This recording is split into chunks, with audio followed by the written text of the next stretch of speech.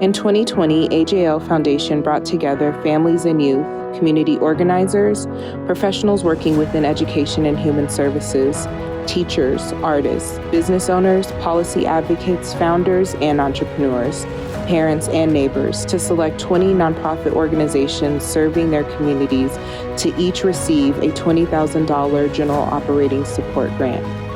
The organizations they selected are the experts. They are committed to their communities. They are powerful leaders, guiding and empowering our families and youth. They are critically important, valued, and valuable. They are irreplaceable.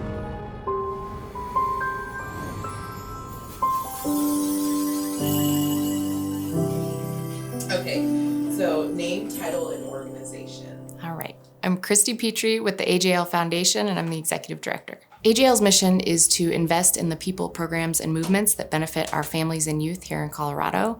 And a participatory grant-making process helps us to do that by, bottom line, better understanding the issues and then turning the money over to the folks who actually can make progress in addressing the issues. And it's that simple, really.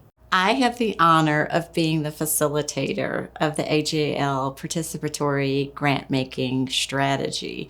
So I got a chance to work with the very people that were sitting at the table and making some of the most important decisions in our community about funding and the outcomes that those funding strategies would ultimately have. Dr. Dwanita Mosby Tyler, DWINITA MOSBY TYLER. I am the Chief Catalyst and founder of the Equity Project. Adrian H. Molina, also known as Molina Speaks. I'm an artist. All right, so as a live scribe poet, my job is to take everything that's being said and to take everything that's happening in a moment, in a space, and to reflect that all back and to do justice to like the overall spirit of an experience, you know? And of course, I'm like peppering in my own perspective and creativity, but it's really a deeply reflective process. AJL's participatory grant-making process helps us carry out our mission because we're funding the people that are actually doing the work for the community. So we're not making decisions based on our experience and our knowledge and our lens, but we're putting that in the community's hands and they're making the decisions based on what they actually need. Diane with 2 N's and an E, Miles with a Y, not an I, LES. Or wait, no. DIA, 2 N's and an E, Miles with a Y, not an I, LES. I'm the Community Investments Manager for the AJL Foundation. Corey Montalvo, CORYMONTALVO. I am the founder and chief plug CEO of the Youth Empowerment Broadcasting Organization, better known as YABO. Applying for the grant was a little bit different from our normal flow. So really just being asked to showcase who we are didn't feel like a pitch. Normally in the grant making process, you feel like you're having to sell something. With AJL, it felt like we were already affirmed. You know, community of our peers said, hey, you're doing great work. So now just who are you? And so that really helped us kind of showcase authentically what we do and what we aspire to do. In 2017, 2018, criticism started coming out about foundations and how traditional grant making was being done. And we started reading some of the research and the stats and hearing a lot of the conversation around the issues around traditional grant making. And it was stats like communities of color were only receiving 10% of grant making funding. We were hearing a lot about unbalanced power dynamics. A lot of the funding was ending up in the hands of white-led organizations, impacting predominantly white communities, and we didn't have folks of color making the decisions for their communities of where funding was going. So inherently, that's a huge problem. As we were hearing that feedback, we started taking a look at ourselves internally at AJL and realizing that we were committing a lot of this. This was us. We were doing this. When you look at the stats, a lot of our funding was going to predominantly white-led organizations. not even getting anywhere near the communities we were trying to support due to our small networks and our lack of understanding about the real issues and all of that. And so we started realizing that we needed to change things. And so in 2019, we set out to figure out what is the most effective and equitable way to distribute AJL's grant-making dollars to the communities we're serving within the focus areas of education and human services. And so to do that, we went on a listening tour and we sat down with all the stakeholders of our grant making. So everyone who's impacted, starting with families and youth, community organizers, professionals working at nonprofits, our board and staff, and just sat to listen. What are you seeing around you? What are your communities experiencing? If it's in your jobs, what's happening in your jobs? What are your barriers? Just trying to understand what was going on, and then asking them that question: what is the most effective and what is the most equitable way to distribute these dollars? And what came back loud and clear was a participatory grant-making process. Participatory grant-making is including all of our stakeholders, especially the people who are most impacted by our funding, and including them in our grant-making process. When there's so much inequity in the world, it's like, the money is the medicine. And distributing and redistributing some of that wealth, that's what philanthropy should be doing, and should be doing it with the input and with the expertise of community members. And at the end of the day, funders have to look in the mirror and ask themselves, why is most of the board of trustees white when those are the people who cut the big checks, when those are the people who create the strategic plans for the foundation and the money? And why are we, as grantees, still forced to code switch to white dominant modes of professionalism and operation? So those are some of the things that need to happen in those rooms. And to disrupt and dismantle that is a very violent process that I don't know if folks are ready for. Are we actually even addressing any of the challenges? Do we even understand the challenges? Who's making the decisions? When you look at the data and the research, it's predominantly older, white, wealthy folks making decisions with money and where it goes that affect predominantly brown and black folks on the ground.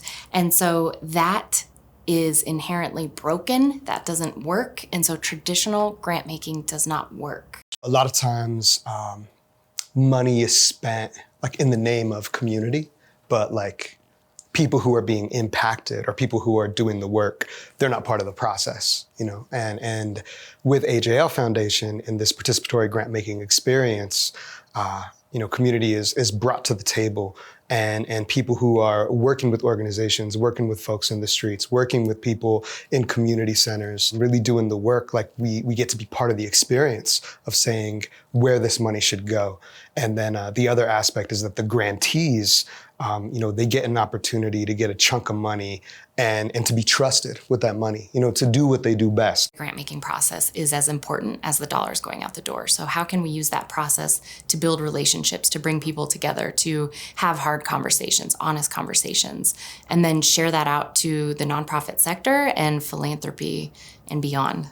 So from start to finish, our process, which is still evolving and unfolding, but in Q1, we recruit our grant committee. So me and Christy have a grid that we follow.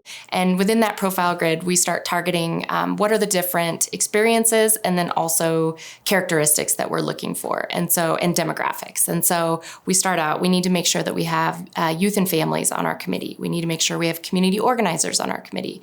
We want to make sure we have professionals working in nonprofits within education and human services, and then we need a board member and we need a staff member. So that's really our professional experiences that we need. Then we move on. We want to make sure that we've got representation from all of the races across Colorado, as well as age groups, as well as genders, as well as sexual orientations, and then also geographic location. We fund in Metro Denver and the San Luis Valley, and so we want to make sure that we have folks from both areas. So we build this profile grid, and that's the foundation we start out with for recruiting. As we recruit, we also offer a paid position on this committee, so we pay for folks' time.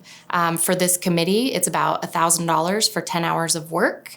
And then we also share the job description, expectations, and again, it's 10 hours. And so that's broken across 3 meetings.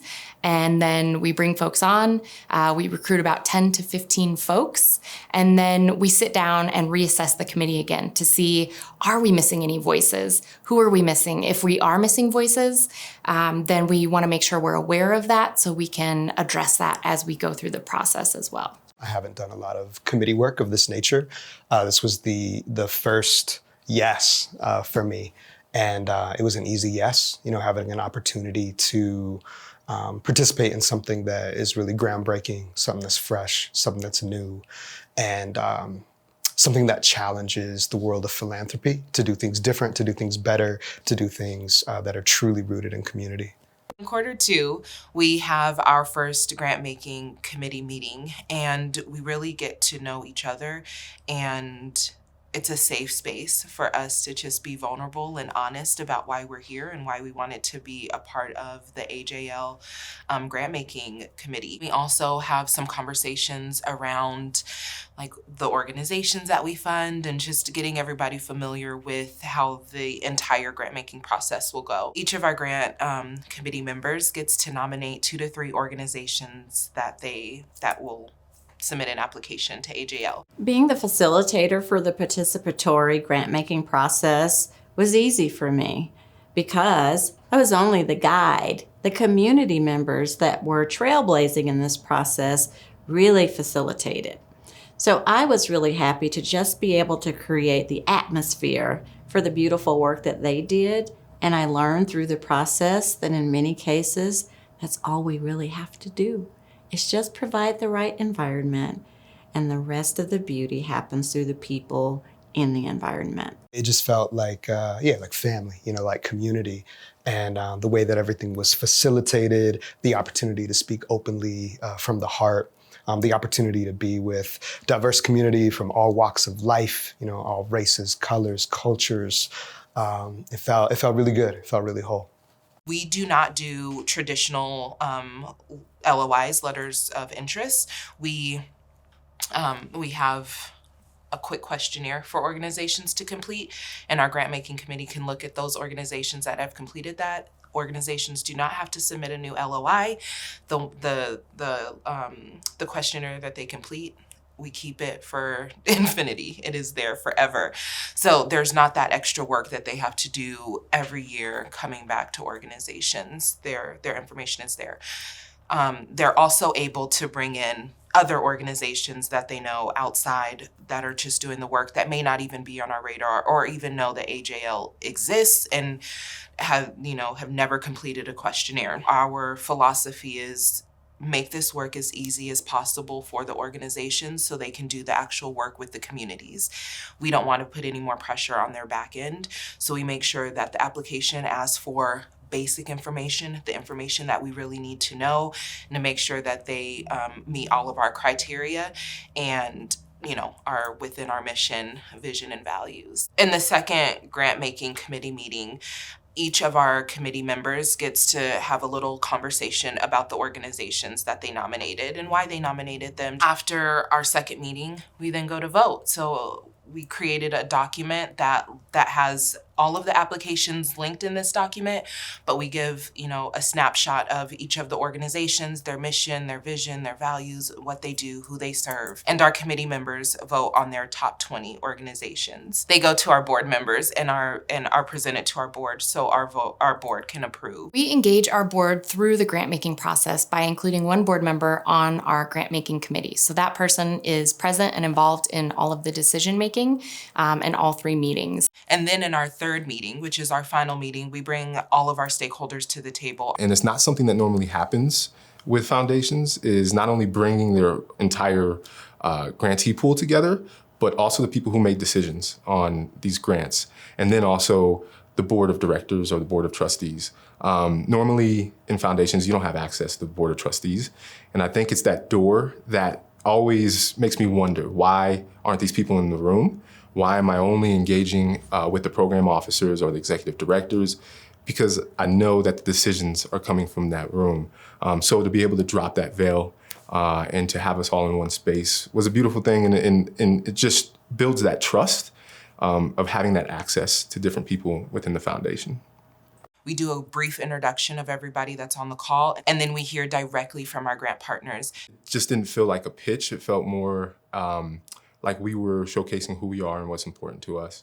And it also felt very, very good to know that this was a community of young people, of families, folks who actually are on the ground and in your communities, affirming you and your work. Not only did you get to hear about what they were already doing in their work, you got to hear some future thinking about what would be possible if they were funded in their work. And I think when you sit community members together to hear about that and to talk about that and to vet organizations in such a healthy way, on the other end of that, what you get are the right set of organizations to carry the work for that moment and for that movement. They get to have an open and honest conversation of what they need from the field of philanthropy, what needs to change, and how to best serve them. I'll start off by saying in the Maasai warriors in Eastern Africa have a saying when they go to villages. They say, Kitsirian Njira, which means how are the children?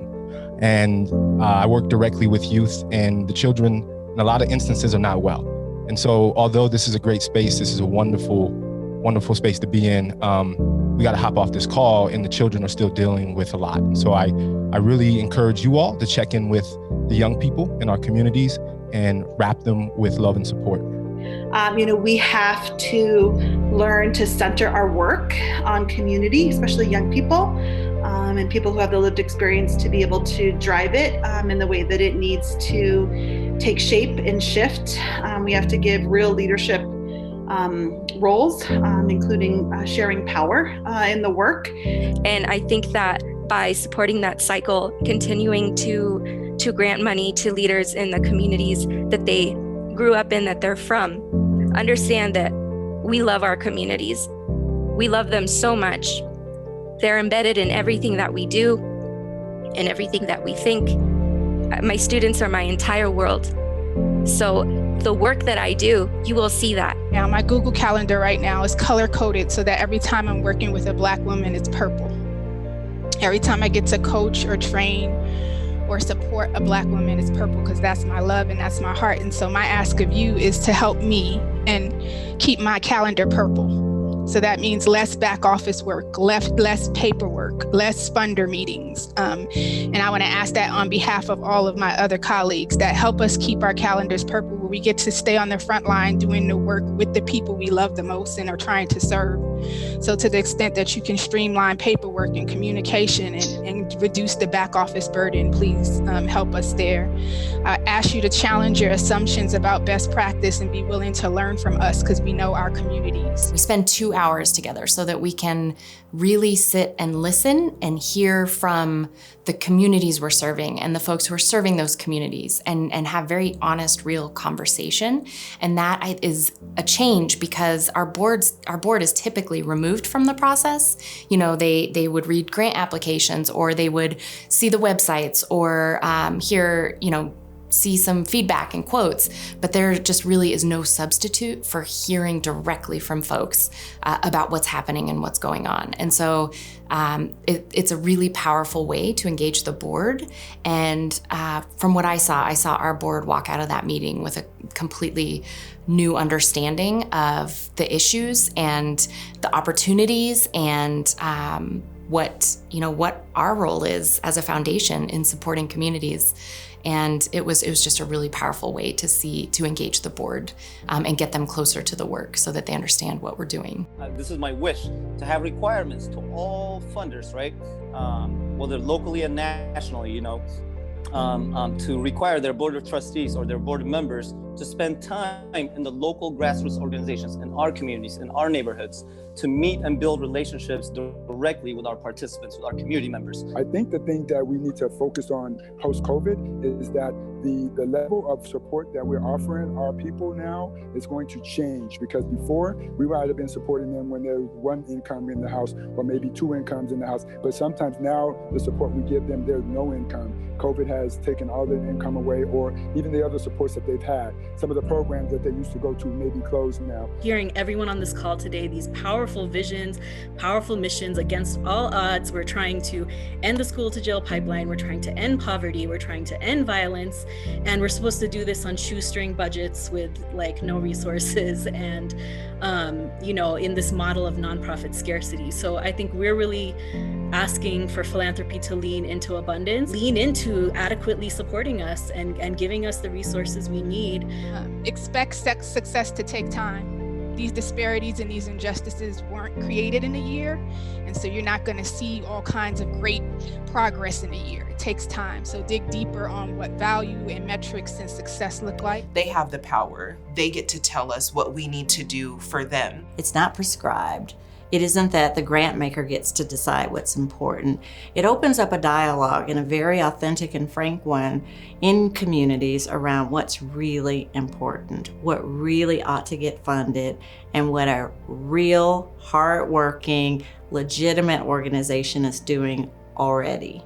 I think when you put all of those components together in a dialogue, what you end up with on the other end of it are organizations that are best poised to create the outcomes that we want in our communities. If we're going to transform communities in Denver, we've got to transform enough lives and families, and we can't do it alone. When we're framing our young people, the people in our community, the people we serve in this work, we need to do so through an asset-based lens, okay? Frame them and see them through their assets and their contributions, as well as their visions and desires, all right?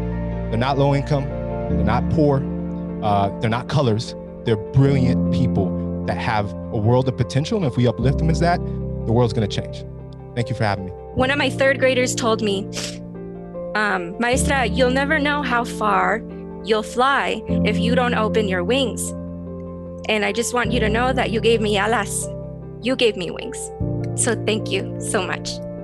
Having community lead the organizations that we funded, really brought about some organizations that I think we just would have never been on our radar based on relationships and based on how philanthropy traditionally does this. So we got to fund a lot of organizations that were grassroots, that are in the communities, that are doing the work.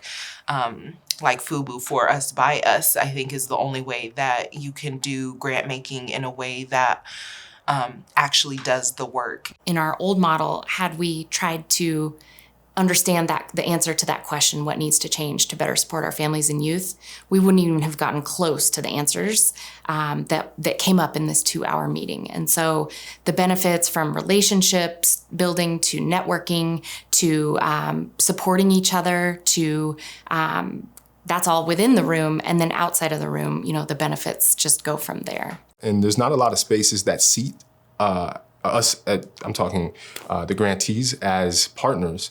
Normally in philanthropy, we're seated as competition. And so this space really helped us collaborate and learn from one another. And I think a lot of things that surfaced for me is really just trying to understand what is important to different types of young people and being responsive, because we can get into this world where we think we know everything about our communities. We think we've been embedded for years in one particular community and we understand everything that they need. But then when you hear it from a different lens, people tackling different issues, it really adds a dynamic essence to how we can see the people we serve. A lot of people call me and want to take me to lunch and take me out to eat. And it's refreshing that we're not doing this process in a way that organizations think they have to woo me in order to receive funding. I always tell people the power really isn't in my hands, it's in the community members' hands. I'm one voice at the table of many voices. My voice doesn't carry any more weight than anybody else's voice does. And if we want to do grant making the way that we're supposed to do it, that's how this has to be. We have to take ego out of funding. We have to take the power out of our hands and we have to put it in the community's hands.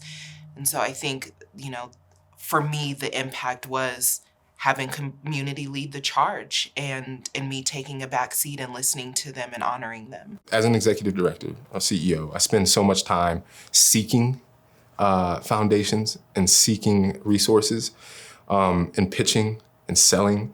This was a process where that came to us, and it helps me sustain myself. And so instead of having to go out and have a million coffees, you get an email and you apply. The process is so much more efficient, and also calls to, just helping me operate as a CEO. From start to end, the process was amazing, the way the dollars got out the door, but what we saw happening in these meetings with these groups in the room was just incredible. There was so much rich conversation. There was so much understanding and support and love and just the depth of emotion in a really positive, productive way, having hard conversations. And there was so much truth and honesty, and it was just a really incredible to be a part of that process and see that happen. There's people that I've worked with years ago who I didn't expect to come back into contact with through this process. And there's people I've admired from other corners of the city, artists, organizers, business leaders. And then all of a sudden, there's all these people together, and there's funny moments, there's meaningful moments, there's heartfelt moments, there's laughter, there's tears. There were so many memorable moments for me in the participatory grant-making process, but the one that I will always remember was an instance where I actually was able to visibly see love. I could visibly see love between the members of the group that were just introducing their organizations. When you can see love, it's easy to imagine what it would be like to manifest it through grant making. And I got a chance to bear witness to love in action. That's the beauty of participatory strategies. In grant making, love comes to life. One of the things that we heard from our grant partners on that last call was that we needed to go back and share this information with the rest of philanthropy. So we were fortunate enough to have Adrian, a live scribe artist, on our grant making committee, and he created this amazing live scribe of everything that we heard on that call and everything that our grant partners are asking for. And so the inspiration behind this open holiday recipe for philanthropy, what I was hearing as we were approaching the holiday season, I was hearing a recipe, I was hearing basically a list of requests, a list of demands, a list of a whole litany of recommendations for the field of philanthropy. But it's in cultura, in community, we're at our best when we're creative. And when there's food, when there's sabor, when there's flavor in the process, So I'm okay, this isn't just a list of demands, this is a recipe. An open holiday recipe for philanthropy. Ingredients: delicious intention, 1,000-pound gorilla, 800 pounds of authenticity, a genuine belief that lived experience drives social change. A pandemic-sized dose of truth, reality, and radical honesty. 21 grams of soul buried beneath the principles of philanthropy. Mix all ingredients into a clay Technicolor pot. Add poetry, music, visual art, and community input. This is an entire celebratory, even though we're challenging you, philanthropy, we're challenging you. We're asking you, we're telling you, we're demanding that you do something different, but we're doing it with flavor. We're giving you a recipe to make this juicier, to make it tastier, to bring all of us together, all of our human relations to come together and enjoy a new world, a new possibility. And it could be fun, and it could be flavorful. We're gonna challenge you, but we're gonna give you the ingredients, and the ingredients are gonna be tasty. Directions. Recognize that we are at the pinnacle of global crises and rethink everything. Know that the children are not well and that there is no future time to be brave. Redefine whiteness. Listen to people of color. Root into indigenous perspectives. Stand with Black lives and immigrants. Give women of color space to lead. Streamline applications and reporting. Allow for risks and co-learn from failures. Challenge assumptions about best practices. Fund general operations for longer periods of time. Require less funder meetings and back office burden. Lift the restrictions and provide unrestricted access. Make the process simple and demystify the system. Invest in honor and take bold action without hesitation. So let's do this. Let's move what we need to move so we can get to a new place and be in better relation to each other. And let's feast. Let's enjoy. Let's enjoy this change that we're trying to make. So that was the intention and the vibe, and that's what I was seeing, was just a whole gathering of people, all our cultures, all our relations coming together to just feast and enjoy a new day and a new world, a sixth sun of possibility. Nutrition, cooking time, and celebration. Let it all simmer. Bring it to a boil and smolder. Stir the pot and make good trouble. This harvest feast is long overdue. Move more money in 2021 and recommit in 2022. This is a new holiday recipe for the reclamation of the human soul. Lip service has been paid to some of the ingredients embedded here, but this exquisite and tantalizing recipe has yet to be tried. It is time to reject the inclination towards saviorism and step away from the performance of philanthropy. Shift into an assets-based lens and trust the most impacted to teach us all about our collective survival. The only way to save the funders is to give it all away. Give what is due back to those from whom it was stolen. It is time to fund and finally allow for the great turning, a repairing, a generous reintroduction to ourselves. Give as much money away as possible, then get out of the way. We will rebuild our trust in one another with our hands, our breath, our blood, our hope, and our love. When it is time, be present, dance, and celebrate the grand victory with the grantees. One day, they will be your fellow grantors. I'd say that there's a lot of fear in doing community work, running a nonprofit organization, doing grassroots work. There's a lot of fear that you're not gonna have a job next year, or you're not gonna have the funding to keep things moving. You're not gonna be able to provide the programs and services that community has come to rely on. So I feel like this process kind of dispels the fear. And so you can come to the table and speak honestly. And that's what we need, is radical honesty to change the world, to change the way that things are done. Everything needs reimagined, we need to rethink and redesign everything in order to be sustainable as humans on this planet. So this is a small but essential part of that process. I think the old model, we're so comfortable with it because it's how it's been done for the history of philanthropy.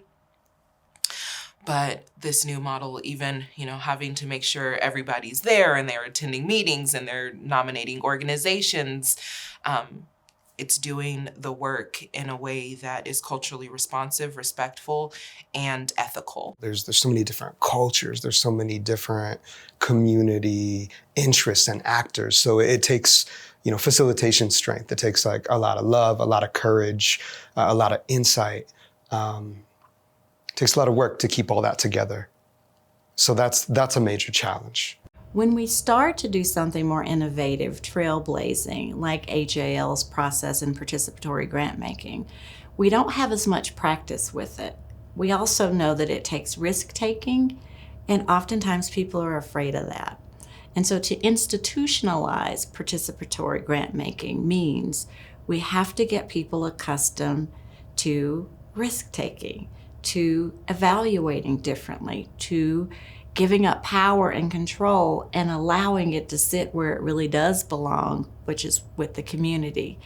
So I think we're on the right track, and if we just know up front what our barriers are going in, the world's possibilities increase. And it is so worth it. The few barriers that pop up or challenges are so worth it for the end product and how it happens. What this does is it challenges the sector of philanthropy. You know, it really requires philanthropy to question like what it is that philanthropy is seeking to accomplish and how it's going to do it. You know, and so I think this is an important challenge to that sector of philanthropy. For foundations considering a participatory grant-making process, I urge you to make sure you're listening to the communities. Make sure that you're addressing power dynamics.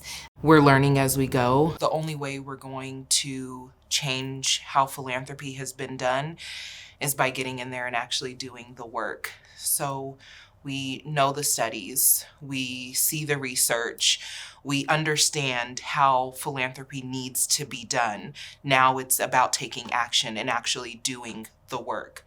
So just do the work. Current philanthropic model is just like every other system in this country, rooted in white supremacy and racism. So I think we have to address that first and foremost. I think there's a lot of existential things philanthropy has to ask themselves in order for us to advance this work in the right ways. One, are you really trying to solve the problem? And I ask that because the source of a lot of this money is problematic. It's created the very problems that funders are asking us to solve. And so one thing that was brought up by a young person in our organization, he's 19, as we were going through a design process, he just like stopped our process and he goes, why are we trying to solve racist problems or problems that were created by white people? Why is that our work? Why can't we just live? Why can't we just be? Why do we always have to be solving someone else's problems? And that helped me realize that, you know, the work shouldn't be problem-based. You shouldn't ask us what problems we're solving. You should ask us what we're trying to learn. And I think that philanthropy has to ask itself what it's trying to learn and if it's really trying to do anything around these issues. My advice to other foundations that are considering participatory grant making is to get out of the way. If you're not willing to get out of the way, I'd say you're probably not ready for this journey yet. If you are able to do a little risk taking and to allow the voices of community to reign through in your process, then this is the thing to do. In a lot of cases, you may not be the right person to build relationships with communities. And in all likelihood, you're probably not the right person. Had I done this on my own, we never could have done this. There's a deep distrust of white folks, and that is warranted. And it's something that a lot of us just we can't get over because it is warranted. And so when you're looking at hiring, when you're looking at grant making, every aspect, every level of your foundation, you need to bring in folks from the communities you're serving to do this work in the right way, effectively, and as a whole human. This is the direction we need to go in. People in the community doing the work are the experts. You know, and that's not to say that people who are like directors of foundations or executive directors or people who are on the staff, like they have a role to play, you know, but the role is to work with community. It's not to judge community. You know, it's not to think that you have the right answers when you aren't doing this certain type of work. It's like the educators know what they're doing in the education field. You know, the people who are providing direct services to folks who are in need, like they know what they're doing. People who are doing culturally responsive, culturally relevant work with youth, they know what they're doing, right? So this idea that like in a foundation, only a certain number of people who are on the inside making all the decisions and they're gonna know how best to fund programming, like it's an outdated idea that's like overly paternalistic. You know, it's rooted in control and fear, and it needs to be changed. To fund ideas, to fund work is beautiful, and it helps sustain a lot of what's really driving positive things in our community. But at the end of the day, we're still beholden to wealthy white people's money to continue this work. So what does authentic investment mean? And I think we get into an uncomfortable conversation if you're a funder. What does power and control mean to you? Why do you have a foundation that only gives 5 to 10% of its endowment away a year and is able to invest the rest? And why does that happen in perpetuity? And so we have to ask these very uncomfortable questions of why do you want to maintain this wealth and control over people? Or are you really trying to decolonize wealth?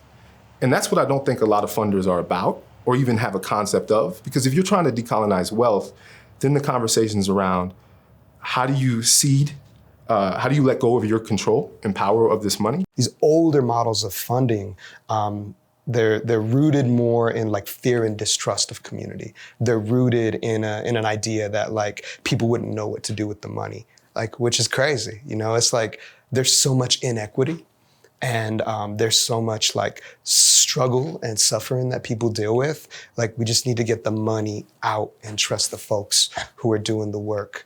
When we test for our outcomes, when we evaluate what we've done, when we look for changes in our societies, we should be able to track it back to how we got to grant making in the first place. Who got the grants? How did we measure and monitor those? And the decision makers that were a part of that, what's their investment now in the system? If we're able to do that kind of work, which is in many ways disrupting the status quo, I think all of us would really be proud to see outcomes that are nowhere near the kinds of outcomes that we see today. I'm excited about those possibilities. I say just keep doing it, you know, and see what we learn over a period of time. I don't have any direct feedback on like how to change it or improve it, other than like let's get more money and give even more money out and fund more organizations because it's such essential funding, you know, and it's such an essential opportunity, like no strings attached. Take this money, do something real with it. We trust you to do it your way. Come back and tell us what you learned and tell us how to improve what we're doing. Like that's everything, you know, for an organization that's trying to do real work in the community. Foundations can best serve nonprofits by coming down from the perch and getting on the ground and engaging not only the people they grant, but the communities that we serve as people and embrace humanity. So much of philanthropy is esoteric and out of reach and hard to access. So foundations need to, this is not even an ask, you need to come down and be with the people and learn because you can't say you support people if you're not side by side with them. You can't say you know what the issues are if you're not side by side with them. So come from the offices, come downstairs and walk alongside of us. HAL serves as a trailblazer in this work, and communities get a chance to see it, do it, and articulate it out, hopefully in a way that influences other foundations and grant makers in the work that they're doing. I'm just extremely appreciative of AJL, of trying to shake up the way we do grant making process. Nothing's perfect, and you know, I think we have to keep in mind too Dr. King's thoughts around, he just basically said, be careful of incremental change. We need to celebrate the work that's being done, different mindsets, different ways of doing this work, but we also can't accept anything that's not liberation. So I encourage funders, I encourage folks in philanthropy to really push themselves and get uncomfortable and don't think that hiring people of color is enough. Don't think that putting a few folks on your board who are Black or brown is enough. Don't think giving to more people of color is enough. Really think about how to fundamentally interrogate your white supremacy and fundamentally engage in a process of liberation even for yourself. I believe there's a critical mass that happens when you have a greater number of organizations and a greater number of people involved in the process. If we can combat the status quo of grant making, imagine what changes, what outcomes, what new strategies we'd see in our communities. So let's keep going and let's keep growing. My advice to other organizations that are seeking to engage in this process, you don't have to invent this from scratch. You know, the AJL Foundation is leading this work. You know, the leaders of the AJL Foundation, like, they are creating a template. You know, so look to this foundation as a leader, you know, and see what you can learn. Do things your way, but like there's a blueprint, you know, and that's part of the reason that I'm involved in this. Like, it's an essential, revolutionary, evolutionary step forward. So there's people that you can ask.